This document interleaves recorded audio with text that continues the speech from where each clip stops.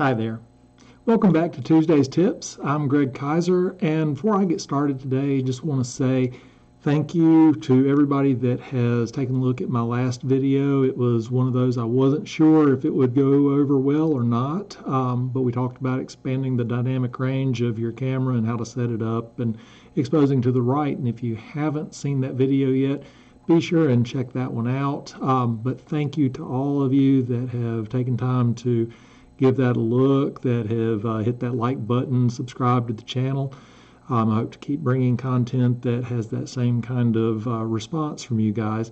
So let me know if there's anything that you would like to hear more about when it comes to photography and editing in kind of specific, because it's really easy for me to handle editing type topics in this format. I'm not one to go out in the field and worry about B-roll and taking videos and things like that. That's just an unnatural occurrence for me. And when I'm out taking pictures, I am beyond focused on the actual process of taking the photographs. And I don't want to water that down any just for the sake of getting a video. Not saying that I won't do it, but I do like working in this format when it comes to doing the videos, especially the tutorial type stuff. So anyway, thank you, and we're going to get right into this week's topic, and we're going to go back into kind of the theme that we've been working on, and we're going to look at Lightroom, and we're going to deal with, surprise, surprise, color. That is one of the biggest things that we can do with our photographs is tweak the colors. And we've talked about some different things already, like color calibration, even the color profiles that we set up at the very beginning. Those are all ways that we can affect the color within a picture. Today we're going to go into a panel that has been in Lightroom for a very long time. It is present in Photoshop, Camera Raw, Capture One, I'm sure, has something like it. Most image editors are going to have something along this line. And it used to be called the HSL panel in Lightroom for hue, saturation, and luminance. And they've now changed it into the color mixer. And they've added another fold to it that we'll also get into today. But it is a very, very handy tool to have. We're going to talk about why. We're only going to deal with one photograph today just because there's a lot to cover with the actual module, and I don't want to start confusing it by going through different pictures and things like that. The photo is not important. What's important is that you know what these different panels do. And just real quick, before we get into the module and how it works, I want to explain the difference between hue, saturation, the luminance. Those are three things that it used to be the title of the panel, and that has since changed, but it still has those same ingredients: hue, saturation, and luminance. The hue is the tone of the color. Instead of talking about the Crayola 8 colors, you're looking at different variations. Reds can be more magenta or they can be more orange. Blues can have a little bit of green, push them into the cyans, or they can have a little bit of magenta and move into almost like a purple. And those are the things that you're going to affect with hue. We'll get into more detail, but just know that the hue is kind of the color itself. It's the tone of that color, the tint of that color. Saturation is the intensity, and that's how much that color really jumps out at you.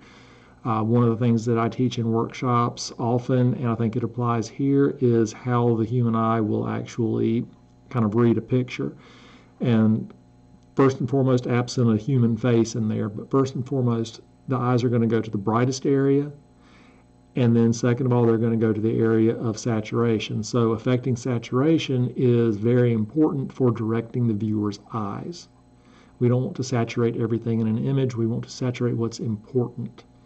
We'll get into that. The last part is luminance, and that's just the general brightness of that particular color. So you can kind of make it a little bit brighter, make it a little bit darker. The darker a color is, the more intense it's going to become. The brighter it is, the less intense as far as saturation. So those two are kind of linked together. And then the hue will also kind of change as the intensity changes. So that's why these things are always put together in this panel, hue, saturation, and luminance. You can work them individually, you can work them together, however you would like to do it. But we're going to get into Lightroom, and we're going to go ahead and take a look at things. And let's see, all three. Okay, we should be looking at my screen now. And this is a picture that I'm talking about, and I picked it because it's got some good representation of different colors, large enough patches that we can kind of see what we're doing. This is the edited image. I've just made a virtual copy just so we can talk about it today. Going down through everything, you can see I've done things in the basic panel, and just so you know, when the eyeball is illuminated, that means that there have been adjustments made in that particular panel. I haven't done anything with the transform. There was no need. I don't like the lens blur tool. There's no need with that. But all these others have had some amount of correction. I do have some local masks going on, and this is what I've got with the local masks. So there's been a fair amount done with this image to start with, and we're not going to go through the whole process. But if you look here on this stack of modules, and mine's probably going to be in a different order than yours because I have custom ordered these in the order I like to work the panels in most cases. So we've already done the basic stuff, done the color calibration. The next one that I like to mess with is the color mixer. And we go ahead and open that one up. And if you will notice, hue, saturation, luminance. For those that have worked Lightroom for a while, you're going to recognize this panel. This is where that HSL panel term came in. And we've got adjust HSL here. You can also go in and you can just work the hue, you can just work the saturation, you can just work the luminance. And that's fine, and it works really good. Like on my laptop, I don't have room for all of this to appear on the stack, so it makes sense to work them one at a time. But honestly, I prefer to be able to go through and have all of them here because I work them in unison, and I will usually work a color in all three of these before I'm done and move on to the next color. And this is all in the mixer up here. And beside it, you'll see point color. And that is different. And we'll get into that. Point color at this stage, I don't usually use. It's a new feature, but what I love and where this really shines is you did not have access to the HSL panel in local masks before. We now have access to point color, not the mixer, but point color in the masks. So we can go in and we can do a lot of very fine tuning of our colors within masks, which I think this is a wonderful tool for that, and that's where I use it most of the time. When we're talking global edits, I generally prefer using the old HSL panel or the mixer. So before we get started, I want to go ahead and zero all of this out. And you see there's not a whole lot of change here that has been made, but that's because I advocate do very small changes with the different modules. And each of those small changes builds over time to where you get a more impactful edit. I would never say, let's go in here and let's saturate those yellows and let's go and saturate those oranges. You see how that's starting to really deteriorate the image. So I never want to go overboard, and this is all about subtle adjustments. So what I like to do is I will look at the picture first and I'll say, okay, what do I think needs to be adjusted the most? One of the things that I will do, especially in a landscape image, is I will see the sky and I want to darken the blue down just a little bit. Well, the sky is blue, and I could come down here and I can move this slider back and forth with the mouse, and you see what's happening. Those blue tones are getting deeper. However, that sky has other tones in it that are not just blue. So I always advocate, unless you are doing something very precise, go over here beside Luminance. You'll see this dot with the arrow up and down, and it's beside each one of these. And anytime you see this, this is a targeted adjustment tool, is the official terminology from Lightroom. I like calling it a color picker because it allows me to pick certain colors or certain tones. So we left click on that, and it's now active, and you see those arrows there. And we're on the Luminance tab, so we're adjusting the brightness of this particular color. I can now go over here on the picture itself, and you see I've got that targeted adjustment tool, or the color picker, there by the cursor.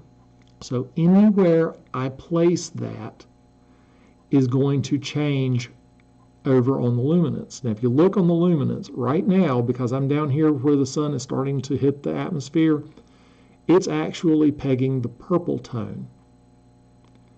As I come right here, we've got the blue tone. Up here at the top, the blue tone. But watch what happens when I'm here. I left click on the picture itself and I start to drag down. Notice what's happening. I'm actually affecting the tones in both the blue and the purple channel all at once, but not evenly. So what that tells me is that at this point in the sky, there is more blue than there is purple, and the purple is just getting adjusted a little bit. The blue is doing the heavy lifting.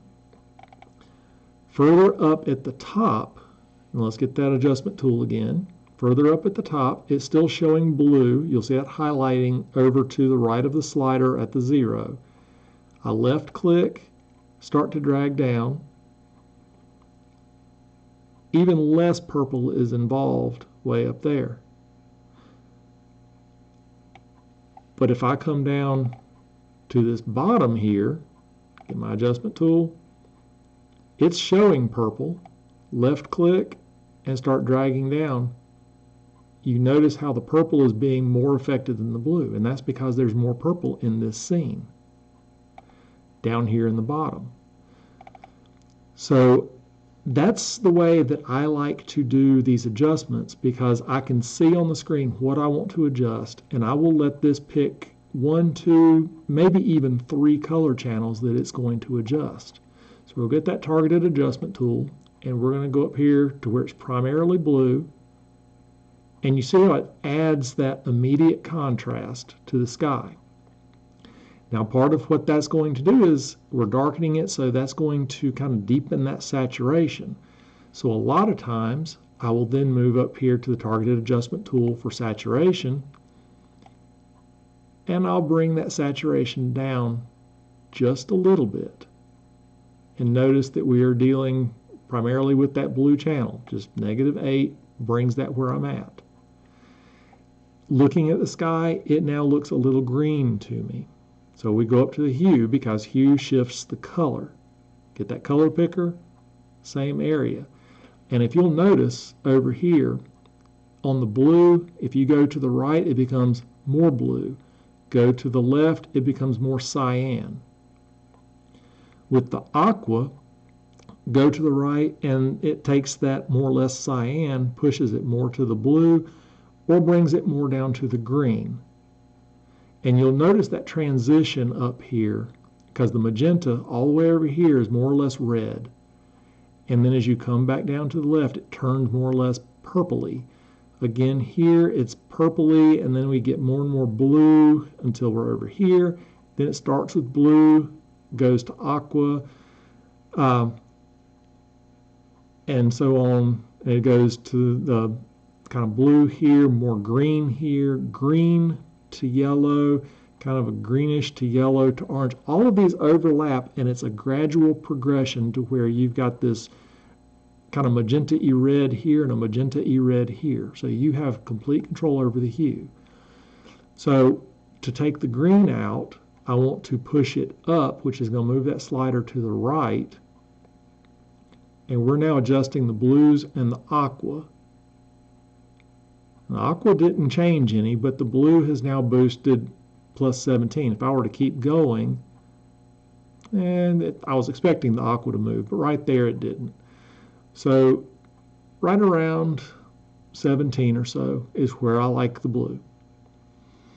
So as you can see, I have adjusted the hue, saturation, and luminance all in this section of the blue sky to get the sky where I want it. Now with the grass, I'm usually not a big fan of grass being overly green. I like it to have kind of a yellowy tint to it. So we're still in the hue, targeted adjustment tools up. We're going to come down here and pick an area of the grass, and you see where it's bouncing between green and yellow. If you look over on the side there on the right, it's bouncing between green and yellow because grass is built up of those colors, and usually the darker you go, the more green you're going to see. The brighter or lighter you go, the more yellow you'll see. So I'll pick a good green section because I want to change that green and make it a little bit more yellow. So I'm going to pull down on the mouse, and that's shifting that green more to the yellow. And the yellow comes down just a hair to the orange. But we've taken some of that kind of neon green out, and we've made it a little bit more earthy, in my opinion. Dealing with color is always about personal preference. So don't do it the way that I do it the way that you like it. Grass down here might need a little bit of extra luminance. So we're going to get that color picker, and we're going to come back to the greens, and we are going to pull up to make it brighter. And you see how that's just ever so slightly brightening kind of the green here? It just gives it a little bit of a kiss of light, and it's almost like a mask. We're not affecting the blues, we're not affecting the clouds here, we're just affecting the greens and to a very lesser extent the yellows. In fact, it didn't even do anything with the yellow here. This is all green down here. So now we've done the blues and the greens. Now how about the clouds? I want a little bit more pop in those, so I'm going to bring in some saturation. Get that targeted adjustment tool. Let's find where we are on here, and I want a little bit more here in this part of the cloud, which happens to be orange, and there will probably be some yellow in with it too. So I'm going to bring that saturation up just a little bit, something about like that. And you see orange and yellow has been affected, like I thought, because those two color channels are present there. You know, as we look at it, we might decide I want to push what is yellow more to the orange. This is that situation where I don't want to try to adjust two different things. I just really want to take some of the yellow out. So I will drag just the yellow slider over to the orange. And that's in hue. And you see how I'm working these three banks kind of in unison as I am fine-tuning each individual color. And if I was going up here and working with hue, then moving to saturation, and then moving to luminance, that's just more clicking than I want to do. That's why I like to have all three of these banks active. So I can go through and make these adjustments as I want to do.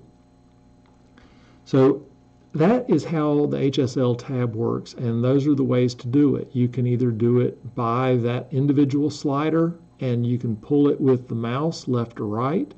You can do the targeted adjustment tool, and then it's going to pick whatever tones are in that particular area that you're looking at. And all you have to do is see that little cross above where that targeted adjustment tool is, and that dot in the middle, that is what you are looking at. And wherever you put this cross is going to correspond with color channels. Look, over there on the right, we've got the red, which is now being hit. And that's probably going to be red and orange. If I was to pull that hue down, yep, see, it's the red and the orange that are being affected. So I could make that red part of the cloud more yellow, which is going to reduce the color contrast up there. And that may be the look I'm going for. And that doesn't look too bad. So I've moved the reds up here more towards the orange. The yellows are more towards the orange. So I've turned these clouds more orange than they have been. And just like with any other panel, take this eyeball right here next to Color Mixer, and you can click it, and you can see the before, you can see the after. so you can just see where you're at in this edit. And that's a real handy thing to make sure you're not going overboard, because the last thing you want to do is spend so much time looking at this picture that you start to forget what it looked like or what your goals are. So that is a very important tool. Just remember, any of these eyeballs next to any of these modules here, left click and it will show you without that module. Okay, so let's move into point color, and this is the new addition. And as you see, unlike the other one, there are no color sliders here. There's nothing here that says, okay, let's start making adjustments. What there is an eyedropper. So what we're using here is something that is very specific and can be very much fine-tuned, which is why I don't like to do it globally, because I would rather, if I'm getting that kind of specific on color, I'm doing it as a mask. So what we can do here, we left click on that, and all of a sudden we've now picked that tool up and it drags over here, and you see that magnifying glass. And that is showing you exactly a zoomed in view. Here are the branches on the tree just to show you what you're seeing with that little loop view. And you're able to go and pick out certain colors. Like I want to deal with the moss on this tree. So I've now hit that green on the moss. We now have color over there on the right panel that shows kind of where we're at on the color wheel, the virtual color wheel. If I left click, that locks us in. That's the color that I picked. And you see below there's a hue shift, saturation shift, luminosity shift, and range. Before I get started with anything here, I like to click this box that says Visualize Range. And what we're going to see immediately is everything goes black and white except what this is going to affect. And you see why I like to do this on a local adjustment, and we will get into local adjustments. I'm just waiting to get the broad strokes done. But this is why I prefer to do local adjustments, because you are now affecting a lot of the sky, where you might just want to be affecting the lichen on the side of the tree. But it's going to show what happens here, because visualize range and range obviously are going to be related. Default is at 50, so we can make the range all the way to the right, all the way to the left, and you see up here what's happening. When we're in the range, you see how little of that swatch of color is being represented, and then there's very little in the picture that is being affected by this. As we go to the right, more of that color is coming through, and we see more of the picture being affected. So this just basically says this one point color, and then we're going to build, and stuff around it is also going to be affected. But that's where this becomes very, very specific. And there are wonderful times that you can use it. I particularly like to use it with local adjustments. But these three sliders work the same as they do in the mixer. We can shift this hue. We can make this more of a cyan. And I apologize, I'm going to zero this out. You have to uncheck visualize range. Once you do that, we know it's being affected. Now I can make this more cyan, should I want to. Nothing like a nuclear apocalypse sky. So that's not what I want to do. But I can come back over this way, and I can bring more magentas into it, make it more purpley. And somewhere right there, for the sake of argument, works. And you notice this is where we started, this is where we're at. So we have shifted the color over here. And here is the hue. We're going left and right. That's important. There'll be a test later. We're going to see something else, and I'll come back to that again. Say I want to bring more saturation into this sky. Left and right are the same. Left takes saturation away. Right builds the saturation. Again, nuclear fallout's always a fun thing. But let's just say, for the sake of argument, that's where I want it. up here in this color swatch, this is where we started. The hue brought us over here. The saturation brought us over here. Starting to see a pattern here, aren't we? Let's go over to luminosity. Same thing. To the left makes it darker.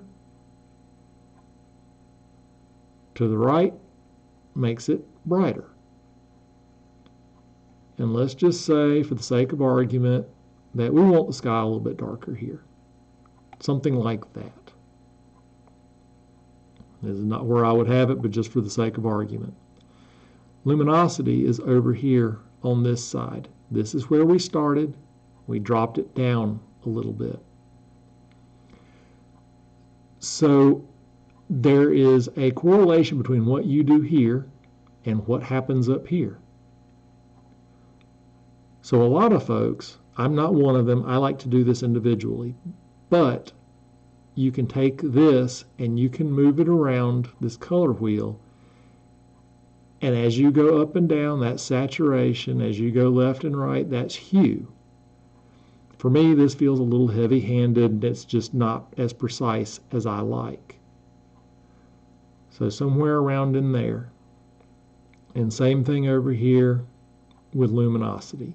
I can change the luminosity values. And let's just say I want to brighten it a little bit instead. There. The sliders will also change as you're doing this. So you can do it either way. It's all about what works for you and how you are best able to visualize and see this adjustment. So you've got the medicine dropper here that we can go in. We can sample a color.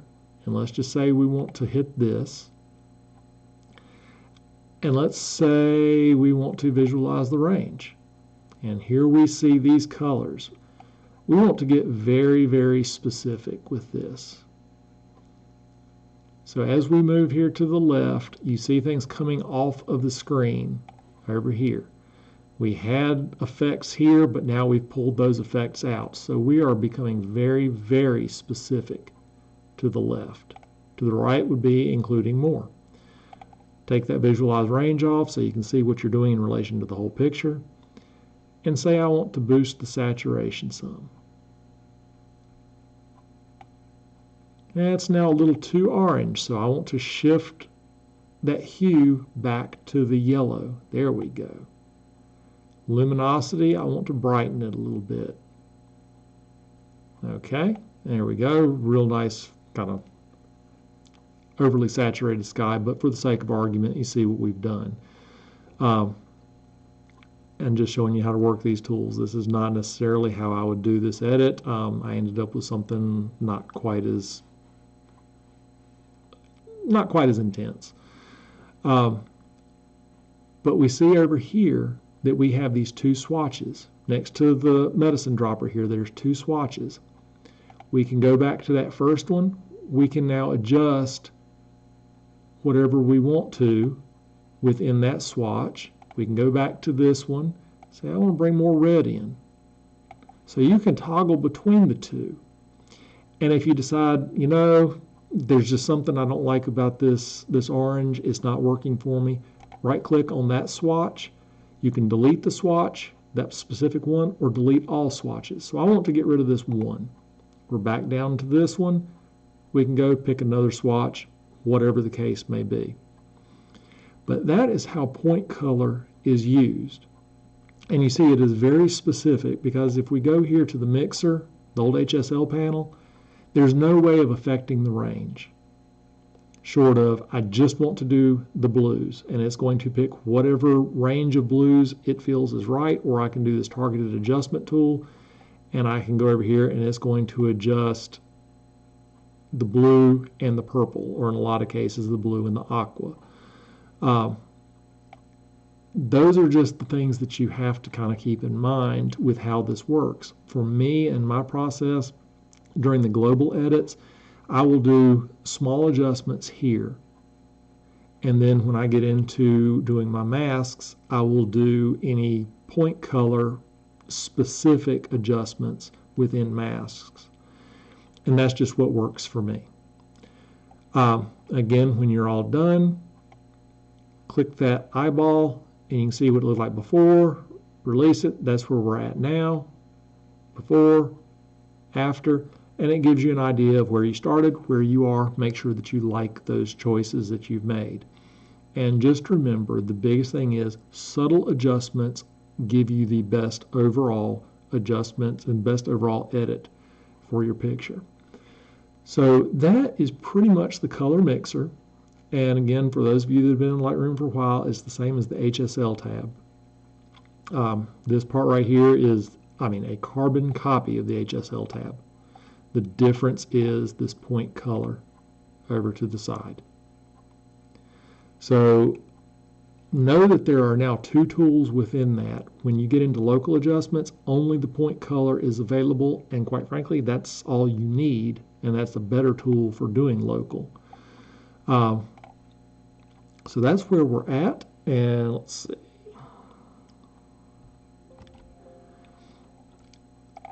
Okay, so now we're out of Lightroom. I hope that was kind of beneficial for you, and it was kind of a quick and fast look at the color mixer, an HSL tab, point color. There's so many things that you can do with it, and it is very good for establishing visual weight in a picture and establishing where that saturation is, because saturation is part of what leads the eyes, which is why I a lot of times like to desaturate my blue skies, especially if there's a lot of blue and it's going to be competing with other things in the sky. I didn't want that blue to overpower the clouds, so I ended up desaturating the blue a good bit. Increased saturation on the clouds. They were brighter, they had more saturation, so the eyes are going to go there. The higher level of contrast was with the tree against the sky, so it worked with the visual language that I was trying to go with. So I thank you for joining me this week. I hope this has been beneficial. If you have any suggestions for topics, don't hesitate. Drop them in the comments. I had a great suggestion a couple of weeks ago, and I'd like to figure out a way to do this on a Tuesday's Tips. I'm not sure if I will, but it's dealing with color calibration, color profiles between the camera, your computer monitor, and printer. And that's something that I struggled with for years and have got it reasonably figured out, but there's so many moving parts to that, it's going to be really hard for me to cover in this video format. But I was able to help him out individually, and if there's a question that you guys have that I can't really do a good video on or don't know how to do a good video on, I will try to help you one-on-one as best I can. Don't forget, I do offer mentorships. If it turns into something that is really involved, we can talk about doing an hour, 2-hour mentorship or an advanced mentorship with lots of hours, lots of perks, lots of benefits, lots of education. So just let me know. I'm here to help you in your journey and help get you where you want to be photographically. So I do appreciate everything, and we'll be back here again next week, and we'll be working on more of the modules, and we'll eventually get through all the global adjustment stuff, and we'll start moving into some local adjustments and how to work the masks. So until next week, happy shooting, happy editing.